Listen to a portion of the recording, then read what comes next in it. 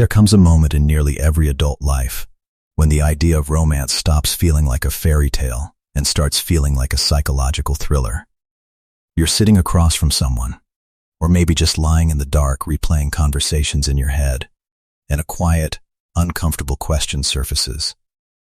Is this really love? Or is it just the most sophisticated trap my own mind has ever set for me? You look back at past relationships, the ones that burned bright and then turned to ash, and you start to see a pattern you never noticed before. It wasn't just bad luck. It wasn't just choosing the wrong people. It was something inside you, a kind of gravitational pull towards certain faces, certain dynamics, certain flavors of pain that felt like home. And you realize the scariest part isn't that you might be alone. The scariest part is that the person in the mirror might be the one you've been running from all along, using love as the escape route. What if the love you're in right now, or the love you're grieving, or the love you're desperately hoping for, is not a connection between two souls, but a collision between two sets of wounds dressed up in beautiful language? What if the reason it hurts so much is not because it was real, but because it was a performance, and the curtain is just starting to fall? In the next few minutes, we're going to walk into a space most conversations about love avoid entirely. We're going to look at why what you call the one might actually be a mirror reflecting the parts of yourself you've refused to see. And we're going to explore what happens when you stop falling and finally learn to stand. Part 1. The Architecture of the Fall. Chapter 1. The Gravity of Emptiness. We use the phrase falling in love so casually as if it's a delightful accident, a stumble into a bed of roses. But if you examine the physics of it, a fall implies a lack of footing. It implies a void beneath you. You don't fall on solid ground. You fall when the ground gives way. And that's the first uncomfortable truth the awakened mind has to sit with. The fall doesn't begin when you see them. It begins much earlier, in the hollow spaces you've been carrying for years, maybe decades. Think about the architecture of your own history. The times you felt the most intoxicated by someone new. Were they times of stability and fulfillment, or did they arrive on the heels of failure, of grief, of a suffocating boredom with your own company?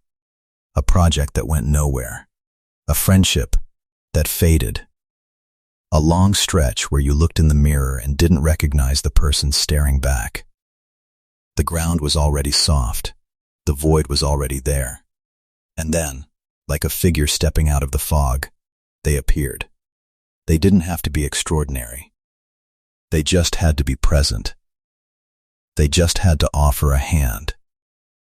And you fell.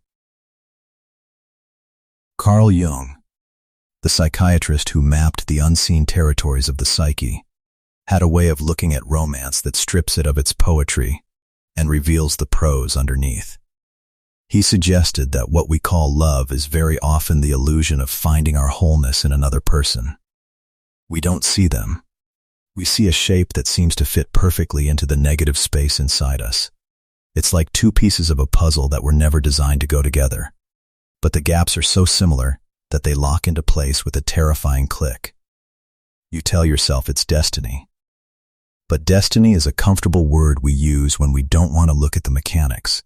The mechanics are simpler and harder to face. You were lonely. They showed up. You were anxious about your future. They offered distraction. You were tired of carrying the weight of your own existence.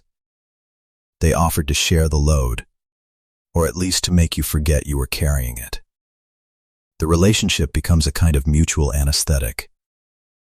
You're not healing each other. You're just numbing each other. And for a while that feels like peace. Consider the friend who cannot be single.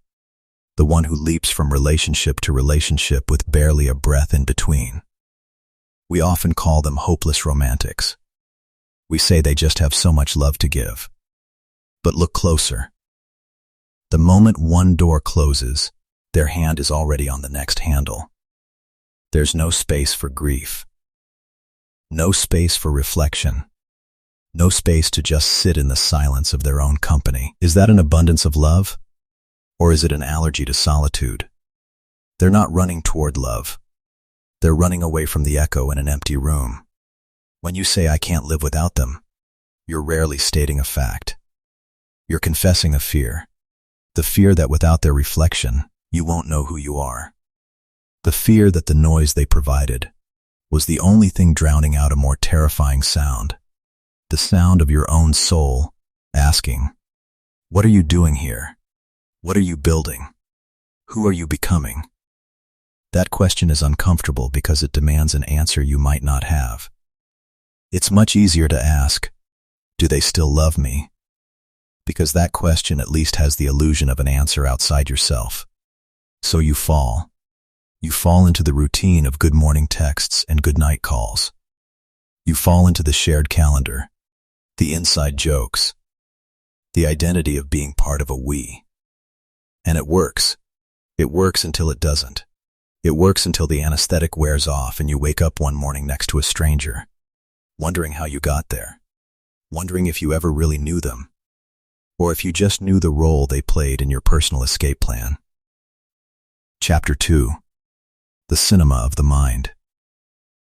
If falling in love is an escape, the vehicle for that escape is a psychological mechanism so subtle and so powerful that it can turn a completely ordinary human being into a god or a goddess in your eyes. Jung called it projection. And understanding projection is like putting on glasses for the first time. Suddenly, the blurry shapes of your past relationships come into sharp, often painful, focus. Projection is the mind's habit of taking qualities we possess, but refuse to acknowledge, and throwing them onto the world around us. We then react to the world as if those qualities actually belong to it. It's like watching a movie and forgetting that the images on the screen are just light and shadow. You cry, you laugh, you feel terror, all while sitting in a dark room, staring at a wall. The film isn't real, but the emotions are. In love, this becomes a spectacular, often catastrophic form of cinema. You meet someone. They might be kind, or they might just be polite.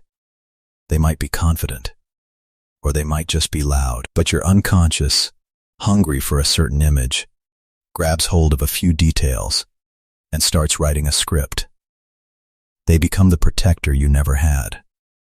They become the validation you always craved. They become the adventure your life has been missing. You're not seeing them. You're watching a movie starring them, written and directed by your own unmet needs. Have you ever looked back at an ex and thought, "What on earth was I thinking?" It's a humbling question. The person you remember seems like a completely different character from the one you were obsessed with. They weren't that smart. They weren't that deep. They weren't that special. So what happened? The movie ended. The projector was unplugged, and you were left sitting in the dark, alone with a very ordinary person who you had dressed up in the costumes of your own imagination. The danger of projection isn't just that it deceives you about the other person.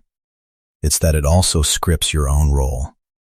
If you project onto them the image of the strong, stable one, you automatically cast yourself as the fragile, dependent one. You start to shrink. You start to defer. You start to believe you can't handle life without them. And because the unconscious is powerful, you begin to act out that role. You become more anxious, more needy, more lost. You're not two people in a relationship anymore. You're two actors in a play neither of you know you're in. Think of the partner who constantly needs reassurance. Do you still love me? Are you mad at me? Are we okay? On the surface, it's a request for connection. But underneath, it's often a projection of their own inner instability. They can't hold themselves steady, so they demand that you hold them. They've projected their own capacity for self-soothing onto you, and now they're terrified you'll take it away. Or think of the partner who is pathologically jealous. They're not reacting to you. They're reacting to a movie playing in their own head. a movie where they are unworthy, where they will inevitably be betrayed. They project their own inner betrayer, the part of them that doubts their own value, onto you.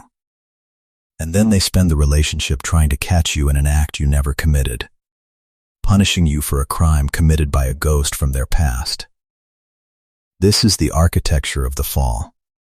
It's built on the shaky ground of our own emptiness and framed by the elaborate projections of our own minds. We don't fall for people. We fall for the promise of what they might fill, the role they might play, the salvation they might bring. And because that promise is an illusion, the fall always, eventually, ends with a thud. Part 2. The Collapse of the Stage. Chapter 3. The lights come on. The moment of awakening doesn't arrive with a fanfare. It arrives with a quiet, unsettling click. It's the moment the movie stops making sense. The dialogue you once found profound now sounds rehearsed. The gestures that once melted you now seem mechanical, even selfish. You look at the person across the table, and for the first time, you really see them. Not the hero, not the savior, not the other half. Just a person, flawed, limited, struggling with their own invisible weight. This is the beginning of the withdrawal of projections. And it feels less like an insight and more like a loss. You're not just losing the idealized version of them. You're losing the idealized version of yourself that existed in their eyes. If they're not the hero, you're not the beloved. If they're not the savior, you're not the saved. The entire structure of your identity within that relationship starts to tremble. For many, the first instinct is panic, a desperate urge to fix it, to get back to the way it was. You might try to reignite the old passion. You might suggest a trip, a new hobby, a conversation about us. But it feels like trying to breathe life into a corpse. The magic is gone because the magician has been exposed. You can't unsee what you've seen. Some people spend years at this stage, in a kind of half-life. They stay in the relationship, but they're not really there. They're going through the motions, nursing a quiet resentment. They blame the other person for the disappointment. They changed. They stopped trying. But the truth is, no one changed. The projection just faded. You're finally seeing the person who was there all along. Have you ever had a moment where you suddenly saw your own reflection in a story you'd been telling yourself? Maybe it was a phrase you used, like I give and get nothing back. And then, in a flash of brutal clarity, you realized that your giving wasn't free. It was a down payment. You were investing in a future return of gratitude, loyalty, and control. When the return didn't come, you called it unfair. But it wasn't unfair. It was a broken contract you had written without the other person's signature. This is the painful gift of the awakening. It forces you to look at the bargains you've been making. The silent agreements. I will be the good one, the understanding one, the patient one. If you will be the one who finally makes me feel safe. When you see the contract, you can't pretend it doesn't exist anymore. You're faced with a choice. You can tear it up and try to build something new, or you can walk away. But you can never go back to signing it unconsciously. The collapse of the stage is terrifying because it leaves you standing in the rubble with no script. You don't know who you are in this story anymore. The old lines don't work. The old gestures feel hollow. And in that empty space, a new question starts to form. A question not about them, but about you. If I'm not their other half, then who am I? If I'm not saving or being saved, what am I doing here? This is the crossroads. Most people, faced with this emptiness, will run. They'll find a new stage, a new script, a new co-star to project onto. They'll start the cycle all over again. Because the discomfort of the unknown is worse than the familiarity of the pain. But for those who stay, who sit in the rubble and let the dust settle, something else begins. Something that looks, from the outside, like a long, lonely walk through a desert. Part 3. The Desert and the Doorway. Chapter 4. Walking Through the Dust. When the projections dissolve and the relationships that were built on them either transform or end, you're left with a silence that is not like any silence you've known before. It's not the silence of being alone. It's the silence of being stripped. The noise of the other person, the noise of the drama, the noise of us is gone. And in its place is just you. But the you that's left feels unfamiliar, like a house you moved out of years ago, now standing empty and echoing. This is the desert Jung spoke of. A necessary, arid landscape the soul must cross on its way to becoming whole. In the desert, the old coping mechanisms stop working. You can't reach for your phone to text them. You can't distract yourself with fantasies of a new love. The distractions feel hollow. The dopamine hits from a stranger's attention feel empty. You're too tired to keep running. And so, for the first time, you stop. Stopping is the hardest thing you will ever do. Because when you stop, the sounds you've been drowning out finally become audible. The memory of a parent's dismissive glance. The echo of a childhood promise that was never kept. The image of a younger version of yourself, sitting alone, waiting for someone to come and tell them they matter. These ghosts don't just appear. They sit down next to you. They demand to be seen. Jung called this the encounter with the shadow. The shadow is everything you've rejected about yourself. The anger you were told was bad. The neediness you learned to hide. The ambition you deemed selfish. The weakness you covered with strength. In the desert, there's nowhere to hide from the shadow. It walks beside you in the heat of the day and whispers to you in the cold of the night. And your first reaction, almost always, is shame. You see yourself clearly, not as the hero of your story, but as a complicated, contradictory, often frightened human being. You see that you weren't just the victim in your past relationships. You were also the architect of some of the pain. You see the ways you manipulated, even subtly. The silent treatments designed to punish. The guilt trips disguised as vulnerability. The love you withheld to gain control. This is not a comfortable realization. It feels like looking in a mirror and seeing a stranger wearing your face. But this uncomfortable sight is actually the first sign that you're waking up. The desert is also where you learn a new kind of loneliness. Not the loneliness of missing someone, but the loneliness of seeing things others don't see. You sit with friends as they dissect their latest romantic drama, and you feel a strange distance. You understand the words, but the old urgency is gone. You see the projections at play. You see the scripts they're reading from. And you know, with a quiet certainty, that you can't go back to that kind of blindness. This doesn't make you superior. It just makes you isolated. You're in the world, but not entirely of it. At least not in the way you used to be. There will be days in the desert when the craving for touch, for the simple comfort of another body, is so intense it's physical. There will be nights when you open old messages, your thumb hovering over the keyboard, desperate to send a signal, any signal, to break the silence. And you stop, not because you're strong, but because you know deep down that sending that message would be a betrayal. Not of them, but of yourself. It would be turning your back on the truth you've just started to see. It would be choosing the familiar pain of the cycle over the unfamiliar possibility of something real.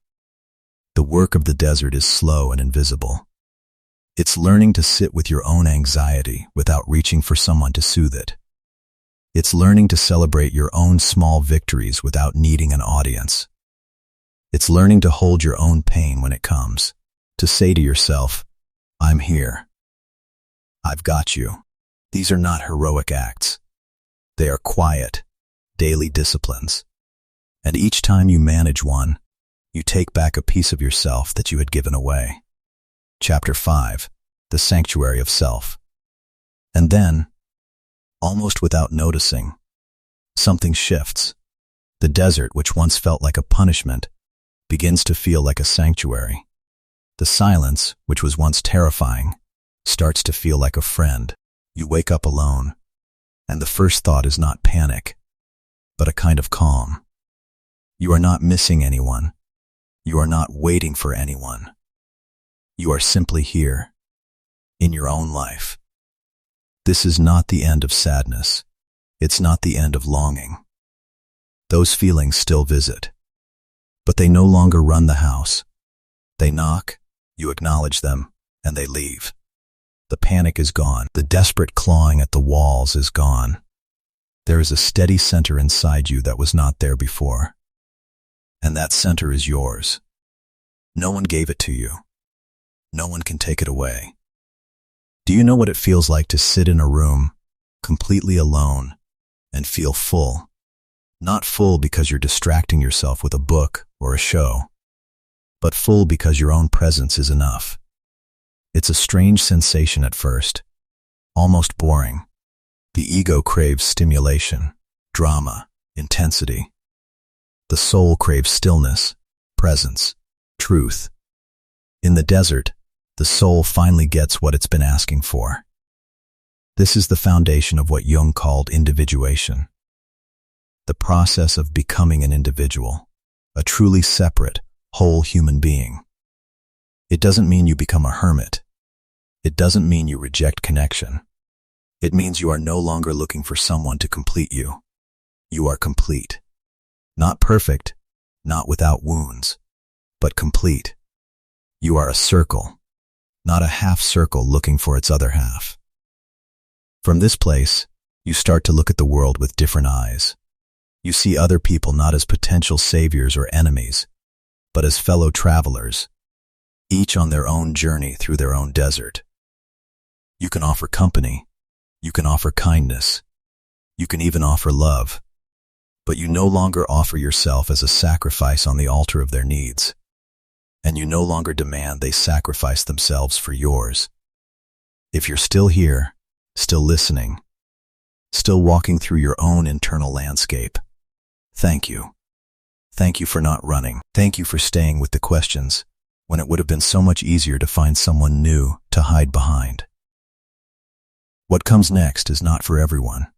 It's for those who have crossed the desert and are ready to learn a different kind of love. Part 4. Standing in Love. Chapter 6. A Different Gravity. If falling in love is a surrender of gravity, standing in love is a discovery of your own center. It's a shift in posture that changes everything. You no longer approach another person as a missing piece. You approach them as a whole person, carrying your own joy, your own sorrow, your own history, your own values. You don't need them to breathe. You don't need them to define you. You choose them. And that choice, made from a place of fullness rather than lack, has a completely different quality. Jung wrote that the meeting of two personalities is like the contact of two chemical substances. If there is any reaction, both are transformed. In the old way of loving, the transformation was often a kind of melting. Two people would blur together until you couldn't tell where one ended and the other began. In the new way, standing in love, the transformation is not a melting, but a refining. You come into contact with another whole person, and that contact, like iron sharpening iron, polishes you. It challenges you. It reveals new edges. But it doesn't dissolve you. Listen to the language of the old love. You are my everything. I can't live without you. You complete me. It sounds romantic, but underneath it is a terrifying weight. It's placing the entire burden of your existence onto another limited human being. It's a demand they can never fulfill. It's a contract they will inevitably break. The awakened heart speaks a different language. You are not my everything. You are a part of my life I deeply cherish. I can live without you, but I choose not to. I am whole, and I want to walk with you. This language doesn't sound as dramatic, but it's honest, And honesty is the only foundation strong enough to hold real love. One of the clearest signs of standing in love is the absence of manipulation. The games stop. The silent treatments, the tests, the provocations, designed to get a reaction. These are the tools of the unawakened, the weapons of those who are trying to control the reflection in the mirror. When you know who you are, you don't need to test someone else's commitment. You don't need to make them jealous to feel your own value. You speak directly. You say, "When you said that, I felt hurt." You say, "I need some space this evening to think." You say, "I love you, but I won't accept being spoken to that way." These statements are simple, but they are revolutionary. They contain no blame, no projection, no hidden demand. They are just you, standing in your truth, offering it to another person. How they receive it is up to them. Your peace no longer depends on their reaction. In this kind of love, boundaries are not walls. They are the clear lines that define where you end and the other begins. They are essential. Without them, love becomes a kind of mutual consumption. With them, love becomes a dance. Two separate beings, moving in relation to each other, sometimes close, sometimes apart, but always respecting the space the other needs to exist. Standing in love also looks differently at time. The old love demands forever. It makes promises it can't keep, and then panics when the future feels uncertain. The awakened heart knows that the future is unwritten. They know people change. They know paths can diverge. And instead of obsessing over how long, they focus on how. How are we treating each other today? How are we showing up in this moment? The quality of the present becomes more important than the quantity of the years. This doesn't make the love any less deep. It might make it deeper. Because when you know the person beside you is choosing to be there, not because they're trapped by their own need, but because they genuinely want to be, that choice carries a weight that obligation never can. Their presence becomes a gift, not a guarantee, and you receive it as such, with gratitude and care, not with desperate clinging. Chapter 7. The Ordinary Sacred. Love after awakening might look, from the outside, surprisingly ordinary. There are no constant fireworks, no dramatic reconciliations, no sweeping gestures that belong in movies. Instead, there are quiet evenings. There are honest, sometimes awkward, conversations. There is the slow work of learning each other, not as the idealized figures of your imagination, but as the real, complicated people you both are. There is the conversation about money that doesn't turn into a fight. There is the disagreement about where to spend the holidays that ends with a compromise, not a cold war. There is the moment one of you is struggling, and the other just sits with them, not trying to fix it, not trying to escape, just being present. To the ego still addicted to intensity, this looks boring. It looks like the love has faded. But to the soul, exhausted by the roller coaster of unconscious relationships, this is the only thing that can last. This is the sacred hidden in the ordinary. This is love not as a drug, but as a steady, nourishing meal. It doesn't get you high. It keeps you alive. Can you imagine a love that doesn't require you to perform? A love where you can be tired, irritable, confused, and still feel held. A love where you can say, "I don't have the energy to be charming today." And the response is not disappointment, but simply, "That's okay. I'll make tea." This is not a fantasy. This is what becomes possible when two people stop projecting and start seeing.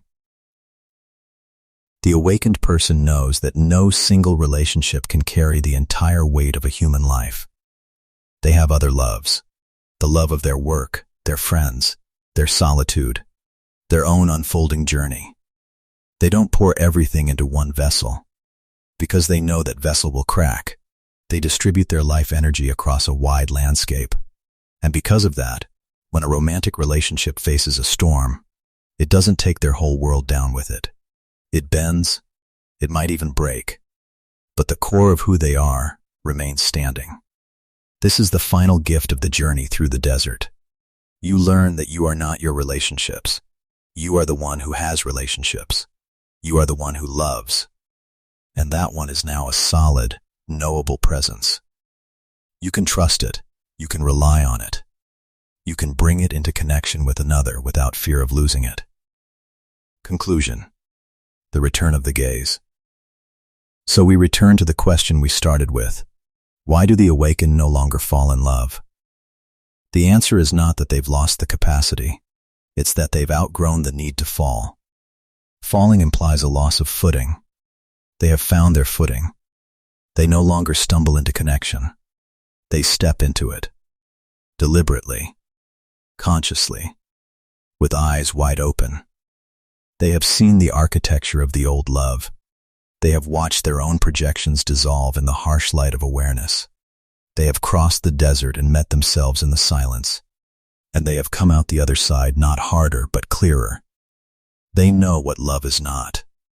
It is not a rescue mission. It is not a completion. It is not an escape.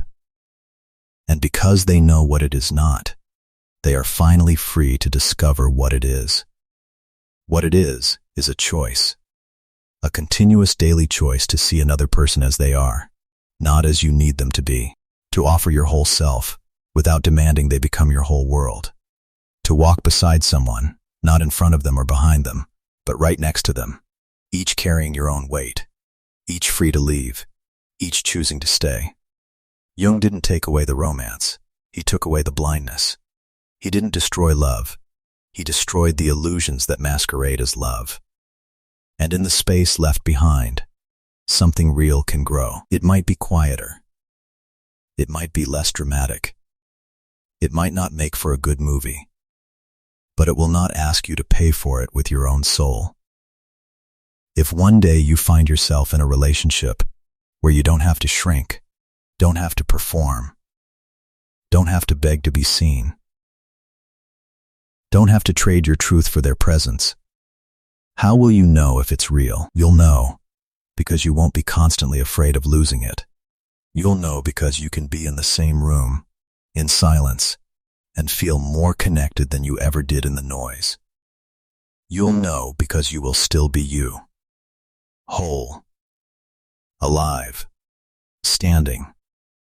And that standing, that quiet, steady presence in the face of another, might just be the closest we ever come to a love that doesn't need to fall, because it has finally learned to fly.